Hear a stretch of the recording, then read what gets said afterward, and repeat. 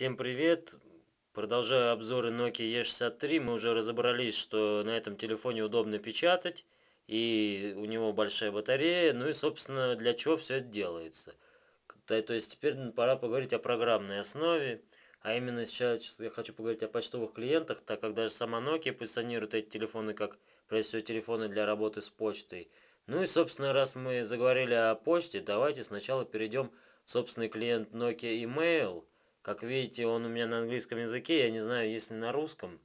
Возможно, и нету, а может быть и есть, я просто им не пользуюсь, поэтому какой был, такой я и, как говорится, и посмотрел, и использовал. Как видите, вот есть письма, мы можем там настроить, когда синхронизироваться будут контакты.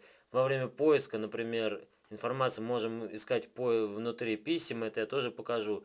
Как видите, если мы нажимаем сюда, то мы можем посмотреть, то есть вот, например, в какой папке лежит, это нажимая в бок, и нажимая вправо, собственно, можем посмотреть так по дате или, например, по тому, кто послал, или там помеченные сообщения.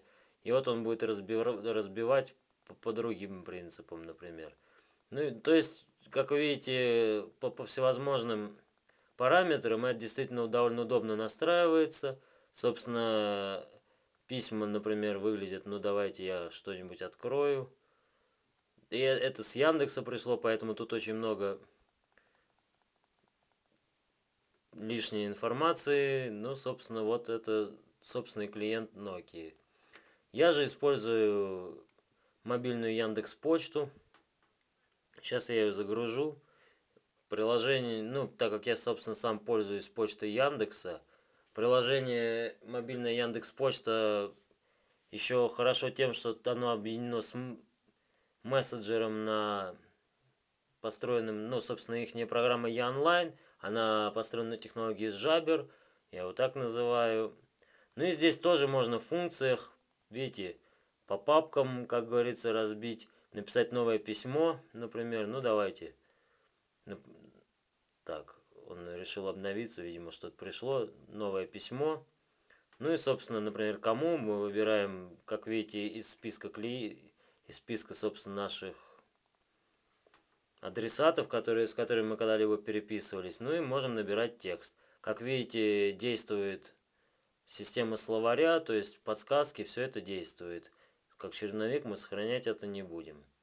Но это что касается именно клиента мобильной Яндекс.Почты. Также, например, можно использовать и другой клиент, к примеру, клиент почтовый от службы mail.ru. Как видите, здесь тоже предлагается, вот есть почтовый ящик, есть письмо, соответственно, можно ответить, там переслать, новое письмо написать. Ну, например, тоже мы выбираем из наших контактов. Ну и, то есть, все примерно почтовые клиенты одинаковые. Действительно, телефоном удобно пользоваться, как почтовым телефоном для разборки почты, потому что удобно набирать текст. И я, например, даже в основном и ICQ, и, собственно, почтой пользуюсь в основном даже на телефоне, на компьютере практически никогда ничего не пишу. И хотел еще добавить про мобильную Яндекс.Почту. В последнее время она еще стала поддерживать вложения. То есть можно еще и какой-то файл прикрепить. Но я думаю, с почтовыми клиентами мы разобрались. Всем пока.